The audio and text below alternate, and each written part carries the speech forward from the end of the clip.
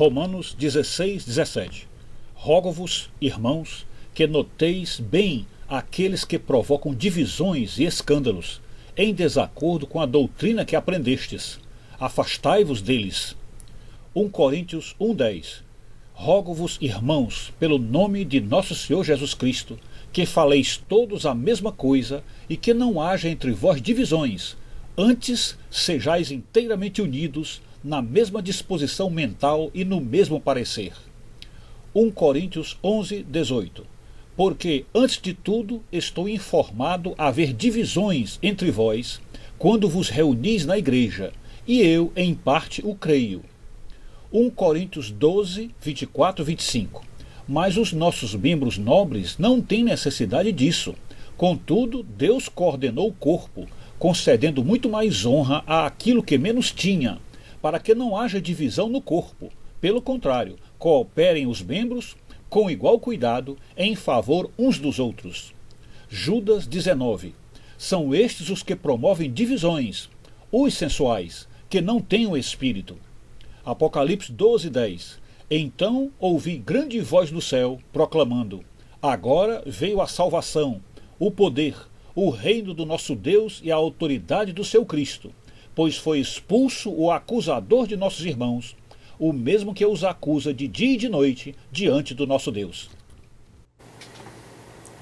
Prezados amigos e inscritos do canal, este vídeo vem praticamente complementar e finalizar os demais vídeos que nós já fizemos recentemente, as que foram lançados agora, e suponhamos que vai fechar com chave de ouro o nosso pensamento em relação a isso. Mas ele também vem, de certa forma, socorrer a consciência católica acerca de um vídeo que nós postamos há algum tempo atrás e que, infelizmente, não foi muito bem interpretado, não foi muito bem entendido, e as pessoas, então, os nossos irmãos católicos ficaram muito assim confusos, né?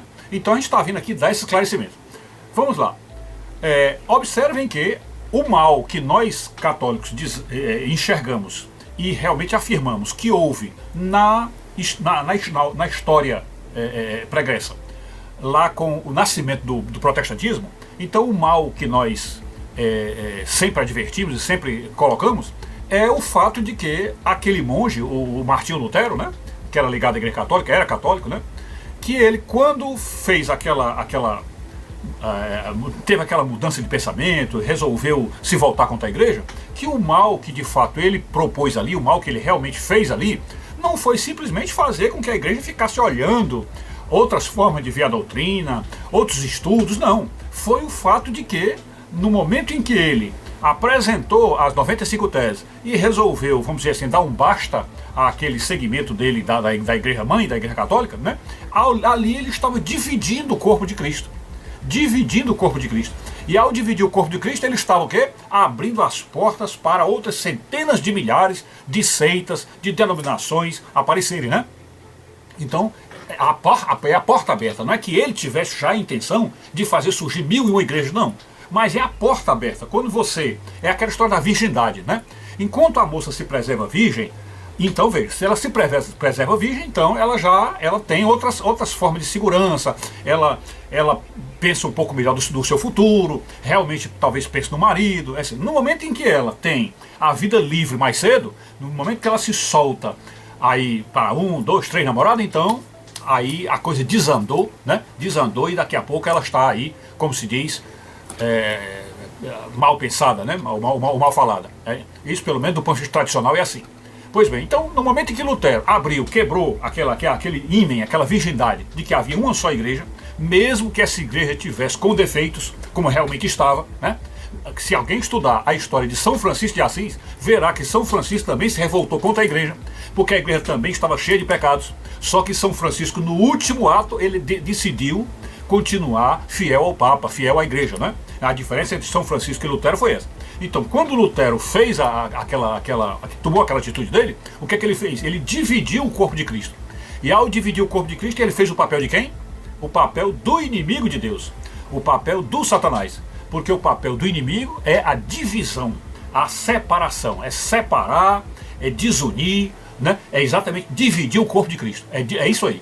E esse perigo da divisão do corpo de Cristo foi apontado pelo próprio Jesus, quando alguns fariseus que estavam ali disseram que ele operava milagres em nome de Belzebu. Ele disse: olha, se Belzebu estivesse dividido, nem ele mesmo resistiria, ele não sobreviveria. Porque quando se divide, a pessoa perde força, a pessoa perde o poder. Então é assim também que aconteceu. Quando Lutero dividiu o corpo de Cristo, dividiu a igreja, separou a igreja, ele automaticamente fez a igreja perder força. E perder força por quê? Porque evidentemente você tem no mundo inteiro, num mundo com 1001 religiões, com politeísmos, etc. Aí você sabe que tem uma só igreja cristã, você faz todo esse povo, todas as massas convergirem para a igreja de Cristo, porque só tem uma. Fica muito mais fácil fazer isso. Quando Lutero rompeu, abriu, dividiu a igreja, e a partir dele milhares e milhares de seitas cristãs apareceram, denominações, aí você já perturba e você confunde os caminhos. Porque você já não pode mais dizer, vá para a igreja de Cristo. Você já não pode mais dizer, porque já existem tantas mil igrejas, que você não sabe dizer, mas qual é a de Cristo? Então confunde as coisas. Então você enfraquece a igreja com a diversidade, com a explosão da diversidade, né? Essa biodiversidade, essa coisa assim, ela vai confundindo, né? Que as pessoas não têm mais uma ideia do rumo certo. Que realmente você, por exemplo, uma bússola só lhe orienta corretamente porque ela aponta para o norte. Imagina se a bússola apontasse para os 4 pontos cardeais, né? Todo mundo ficaria confuso. Então é mais ou menos assim que aconteceu quando Lutero fez aquele ato dele. Ele dividiu a igreja. Ao dividir a igreja, ele fez o trabalho de Satanás. Pronto, esse é o primeiro ponto que nós queremos dizer. Bom, então quando a gente ouve também hoje em dia, ou padres, ou seminaristas, diáconos, seja lá quem for, né? Quando a gente vê agentes de pastoral, enfim, defenderem que por causa de um Papa herege que está aí, um Papa ligado a Satanás, como esse que está aí, que é o Papa Francisco. Então, quando a gente vê padres e outras pessoas dizerem que é necessário que os católicos deixem a igreja, abandonem a igreja, porque ao abandonar a igreja estariam também abandonando vamos dizer, o culto feito por Francisco, né, por Bergoglio. Então isso aí o que é? É uma nova facada no corpo de Cristo. É uma nova divisão no corpo de Cristo. Nós estamos fazendo de novo o jogo de Satanás, porque nós estamos querendo que os católicos deixem a igreja católica, portanto estamos dividindo de novo a igreja, tá certo? Então nós não podemos cometer este erro de dividir a igreja mais uma vez. Agora, por dentro de católicos contra católicos, não podemos fazer isso. O que nós temos que fazer é manter as ovelhas dentro da igreja católica e trabalhar nos bastidores para que os padres, cada padre de cada paróquia, cada agente pastoral, enfim, todos eles se convençam de que o Papa verdadeiro é o Bento XVI, né? E que esse Bergoglio é um antipapa, é um impostor, e aí sim, esse é o trabalho que deve ser feito para fortalecer a igreja, deixando os irmãos dentro da igreja e o nome de Francisco seja excluído cada vez mais.